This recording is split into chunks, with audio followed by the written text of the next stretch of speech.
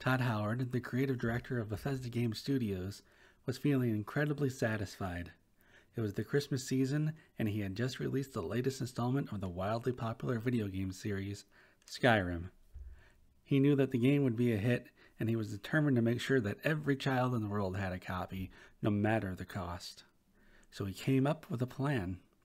He would disguise himself as Santa Claus and go door to door, tricking children into buying Skyrim.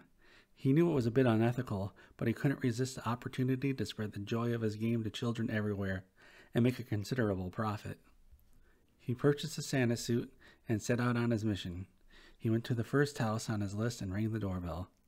A young boy answered the door, and Todd greeted him with a cheerful, "Ho, ho, ho." The boy's eyes widened in surprise and excitement.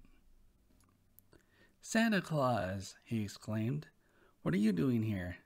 Todd smiled and said, "I have a special gift for you, my dear boy. It's a new video game called Skyrim. It's the most exciting game you'll ever play, and I want to make sure you have a copy. It will only cost you a small donation of $60. The boy was taken aback, but Todd was determined and insisted on the donation to be mandatory. The boy reluctantly complied and handed Todd the money.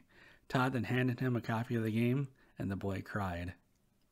Todd continued on his journey, visiting house after house, spreading the joy of Skyrim to children everywhere. As the night went on, Todd felt incredibly satisfied with himself, knowing that he was making a considerable profit and spreading the joy of his game to children everywhere. The next day, Todd took off his Santa suit and returned to his normal life, but he couldn't shake the feeling of satisfaction he had from tricking children into buying a game and making enough money to upgrade his house to a double-wide. He knew that it wasn't the most ethical thing he'd ever done, but he didn't care, as he had achieved his goal of selling Skyrim yet again.